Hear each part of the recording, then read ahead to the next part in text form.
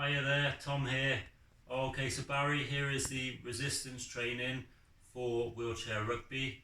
I've done it for yourself, but it can be used by any of your teammates. The equipment you're going to need is either band or bands of varying strength. Passive weights, if you haven't got bands, you can use passive weights like dumbbells or my macho kettlebell here. If you have the luxury of a cable machine, access to a cable machine, either at home or at a gym, you can use that. What we're going to look at is phases of training. So I said previously in my last video about looking at training over approximately 6 weeks, giving your body time to adapt to the new type of exercise, and training it for muscular endurance, strength and power, and making it all sport specific. So everything done in this video is going to be seated exercise in order to work on that. So the first set is muscular endurance, and that's 10 to 12 repetitions done over approximately 6 weeks. And I would like you to try and make it progressive. So as you go on, let's say I'm going to start with a light band. I'm going to increase the strength of that band as I go on, or increase the weight. Yeah, so try and make it harder. If you haven't got a stronger band, then you're going to have to increase your rep range. So I might start with 10 when that gets easy, move it to 12 when that gets easy, move it to 15. Same with the strength, okay? You're going to do 5 repetitions for strength. And again, try and increase the weight used.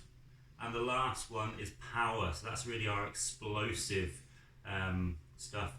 And that's going to be using strong weights only over 3 to 1 repetitions. And that's done over approximately 4 to 6 weeks. Now, where you come into this program is up to you. The muscular endurance is really for someone starting out or someone who's been out of it. Build that first before you go into your strength. Don't just try and walk into heavy weights. Build up your ability to perform the exercise correctly over a higher rep range before you drop the rep range and look for that higher weight as well. Okay, if that makes sense. If you're already past the muscular endurance phase and you want to build your strength, then work on strength. If you think, well, I'm really strong, I do lots of weights, you might have a bench press in your garage, whatever it is, then yeah, move on to power. So it's all set out. But if I was to come as this as a complete novice, I go muscular endurance, strength, then power. Always warm up before training. Rest as well in between the exercises, and that's depending on what you're doing. Less rest for muscular endurance, more rest for strength and power. You might take 30 seconds to a minute rest in between the muscular endurance one. Give yourself a couple of minutes for the strength and power, because you want to be able to perform the same level each time. How many times should you do each sort of set? I'm giving you 5 exercises. How many times should you go through those 5? I would say do between 1 to 5 sets of those 5. Okay. How many times a week should it be performed? 2 to 3 maximum. You want rest days in between as well. So let's say, for example, I might do Monday and then Thursday, and those might be my 2 days of the week that I do it. Plenty of rest in between. Okay. So I've got 5 exercises for you, and they look at trunk rotation. So that's the throwing of a ball, passing of a ball. They look at forward flexion. So that's the passing of the ball forward. Also, the downward action onto your wheelchair to generate power. They use another rotation, but a shorter rotation, which is a snatch of the ball, and an upward action, which can also be into a big lob. And tricep extension for that overhead pass, also working for our pushing down as well. And the last one is an upright row, okay, which is to generate power through the core, also into the back as well, partly for posture. Now, I've designed this for Barry. It is to be shared among whoever wants to watch it. Take what you want from it.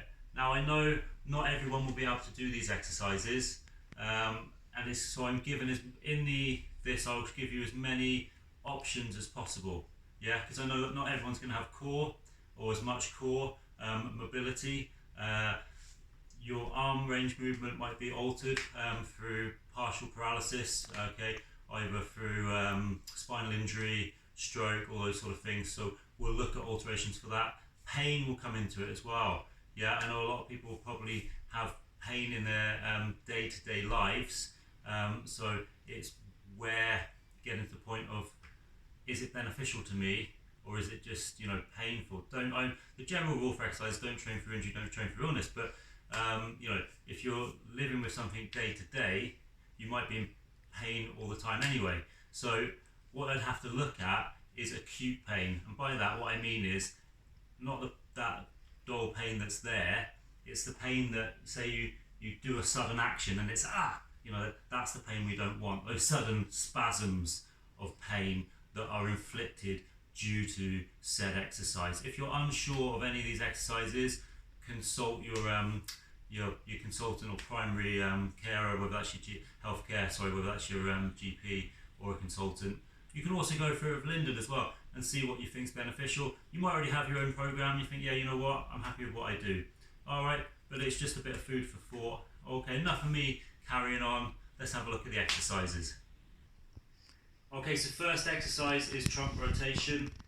And what I've done, obviously I'm on this chair here, I'm gonna use my band. I put it over a door handle and it's not going anywhere. I want it approximately chest height. If you might need to either alter height or look at a different attachment point that's going to be nice and strong for you. So when my feet here for me are planted and I'm sat tall, I want to try and be on the front third of my chair, chest lifted and elevating myself. Obviously that's not going to be how you're trying to find your best posture, is basically what I'm getting to. So my both hands are on. I'm going to rotate, eyes following, and round, following back to my start point. Rotate and round.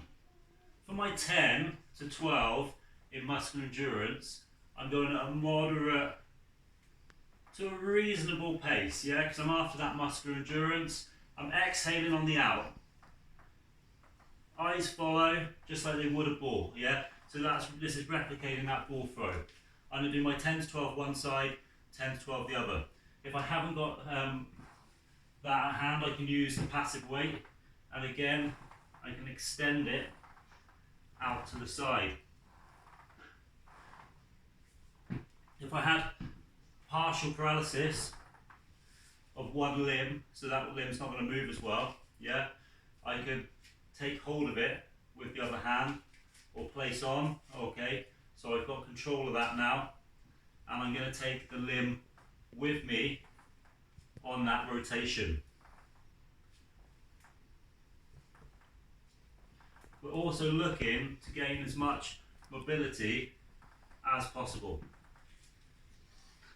So that's that one. If I was going to go into strength, I want 5 repetitions. To make this harder, I can either change the band or I can move further away. As I've moved further away, lost my band, yeah, it's now harder. And my strength is slow. Strength, you want it to be really slow, controlled. I'm going to get to 5 repetitions. If you feel like you could do 8 or 9 repetitions, up the weight, yeah. You need to get to 5 and think, that's me, yeah. Have a little break if you need it, then change sides. So you're going to do it, same exercise on both sides. Last one is power. So that's the last phase of training, yeah. And this is pretty well when you're getting close to being match ready, and it's the aggressive. We want, again, I can either up my resistance in my band or move further away.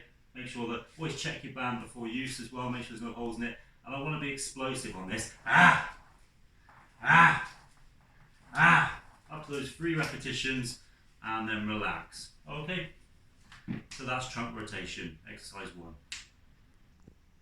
Okay, exercise 2 is a basically chest press, either with or without forward flexion, depending on your core, okay, and what you've got to work with there injury-wise. I know for a lot of you guys with spinal injuries, some of these like forward flexion and things isn't going to be happening, yeah. So we can look at this forward front press. So it's that passing the ball forward. It's also going to aid with that downward action as far as sending the wheelchair. Okay, so we're going to sit. I'm going to sit on the front third of my chair. How much tail I've got, keep losing this blooming band, how much tail I've got is dependent on how hard this band is going to work for me, okay? So the less tail, the easier, the more tail, the harder. I've got a blue band here as well I can use, which is a stronger band. Yeah, try and get sets of strong bands, just so I'm not changing over all the time. I'm just going to stick with the one. So let's look at this as a press.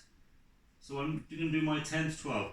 I'm going to extend, very slight little bend in the elbow just as I come up there, and then back, yeah? Exhale on the out.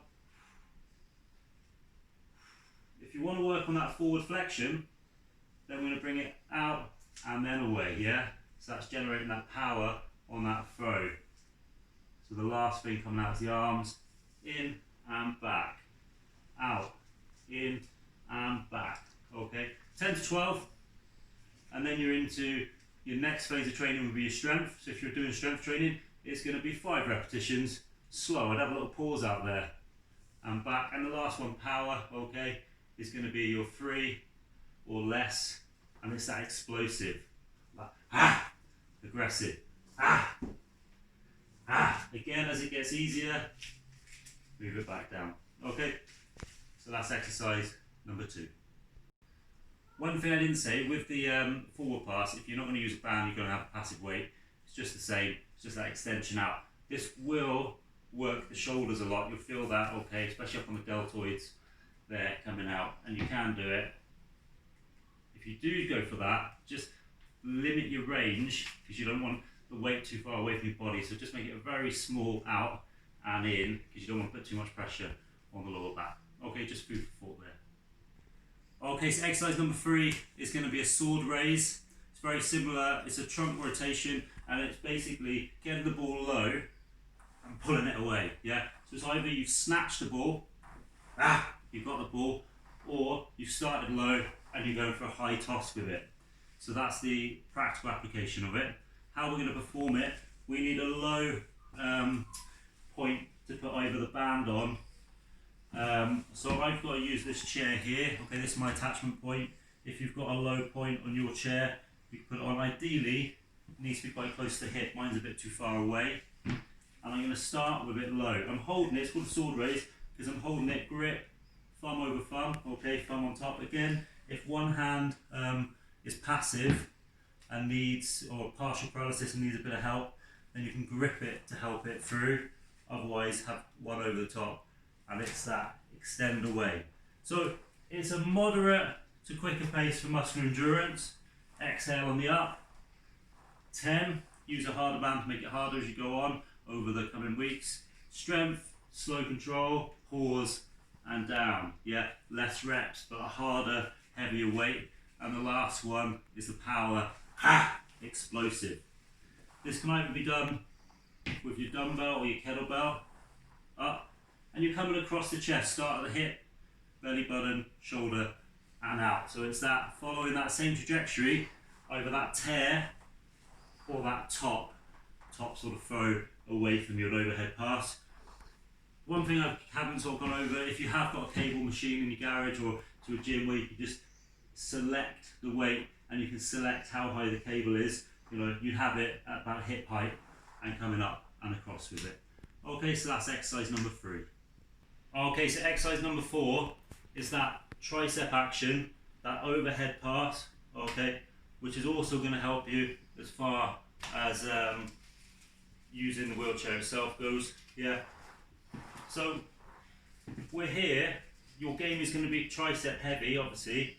So a lot of you, I'm sure you already do tricep work. We're up, I'm starting quite far back, and I'm keeping my elbows nice and close to my head, so I'm working the line of the tricep. And again, if I was in muscular endurance, it's that 10 repetitions or more at a steady pace. Strength, slow control, yeah, still locking out every time, little pause, lock out and down, lock out and down for 5 reps. Last one, power, it's that real launch. If you want to, you can add a bit of core into this as well, yeah? So I could hinge and then throw, yeah?